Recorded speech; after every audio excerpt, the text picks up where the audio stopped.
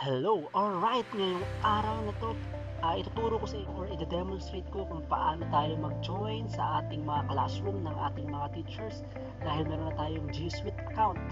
So, paano nga ba? Una, open ang Google browser at i-type sa ating URL ang classroom.google.com at press enter. Ngayon ay piliin lamang ang go to classroom at i-type ang inyong Google account or yung G Suite account na galing sa ating mga advisor at i-click ang next. Pagkatapos ay ilagay ang ating password or ang inyong password at i-click ang susunod or next. At ngayon naman ay antayin nating mag-loading ang inyong mga browser. Ayan, nandito na tayo ngayon sa ating Google Classroom. Paano mag-join? I-click ang plus sign sa upper right corner.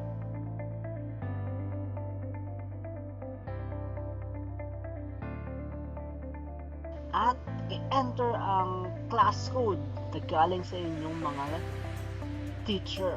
So, sila ang magpo-provide ng inyong class code. Pagkatapos ay i-click lang ang join. Alright, so antayin lang natin mag-loading. Okay, ayun na.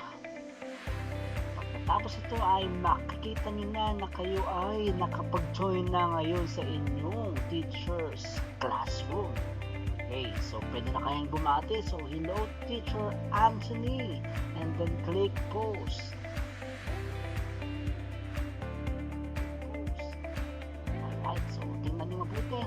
Kayo ay nasa classroom ng Mathematics Thursday 9:30 to 11:30. Then, that's it. Pwede na kayong mag-log out pero pwede nyo rin i-access ang Google Classroom. And then, click on that or the 9 dots. Meron tayo doon at scroll down nyo lang, makikita nyo ang Google Classroom. At ngayon, nandiyan na tayo sa Google Classroom.